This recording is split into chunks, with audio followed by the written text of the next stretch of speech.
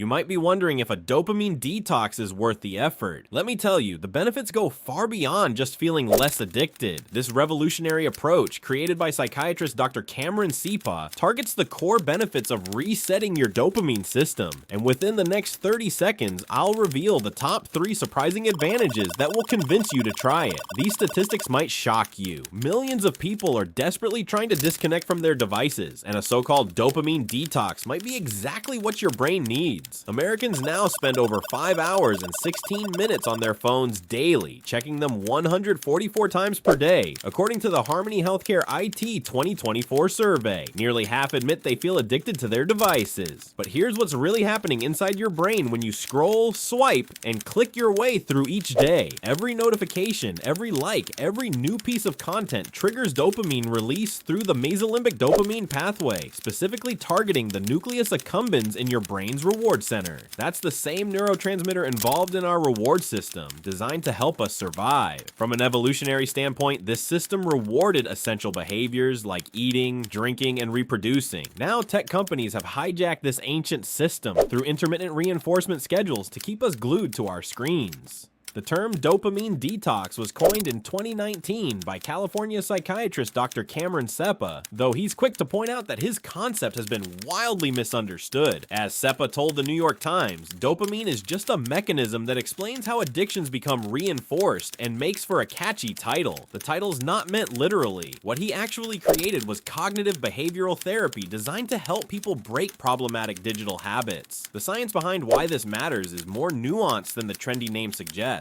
While you can't actually detox from dopamine, since it's essential for brain function, you can reset your relationship with artificial dopamine triggers that have become pervasive in modern life. Technology use increases dopamine by about 50 to 100%, comparable to eating good food. But here's the concerning part. Heroin increases dopamine by 300%, cocaine by 350%, and amphetamines by a staggering 1,365%. While technology isn't as extreme as hard drugs, it's still creating real changes in how our brains respond to rewards, making dopamine receptors less sensitive over time through a process called downregulation. The statistics around our digital consumption are genuinely alarming. Generation Z spends over 6 hours and 27 minutes on their phones daily, while even baby boomers average more than 4 hours. That's double the recommended limit. Among teenagers, 95% use social media platforms, with nearly 2/3 using them daily and 1/3 reporting almost constant use.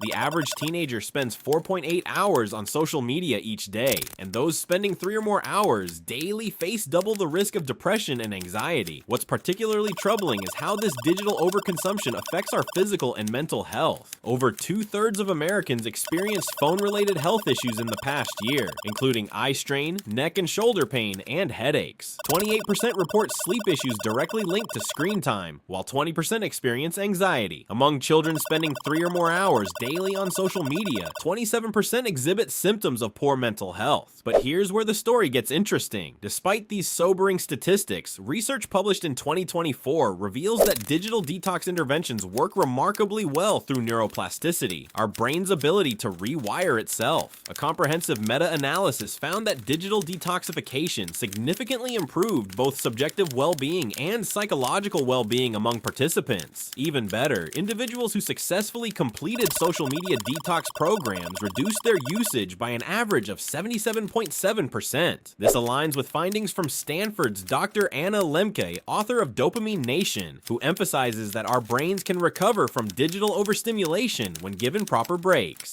The benefits of stepping back from digital overstimulation extend far beyond just feeling less stressed. Studies show that digital detox can improve attention span, reduce feelings of overwhelm, and enhance our ability to focus on single tasks. Many participants report increased self-reflection and renewed appreciation for simple, everyday activities that had lost their appeal due to constant digital stimulation. One of the most surprising findings from recent research is that people often discover the detox is less challenging than anticipated. While some initially experience feelings of alienation or loneliness, the majority adapt to limited internet availability and actually report sensations of pleasure and relief. This suggests our fears about disconnecting are often worse than the reality reality of actually doing it. Dr. Sepah's original framework focused on 6 specific categories of potentially addictive behaviors: excessive internet use or gaming, emotional eating, gambling or shopping, pornography or masturbation, thrill-seeking behaviors, and recreational drug use. His approach wasn't about eliminating all pleasure from life,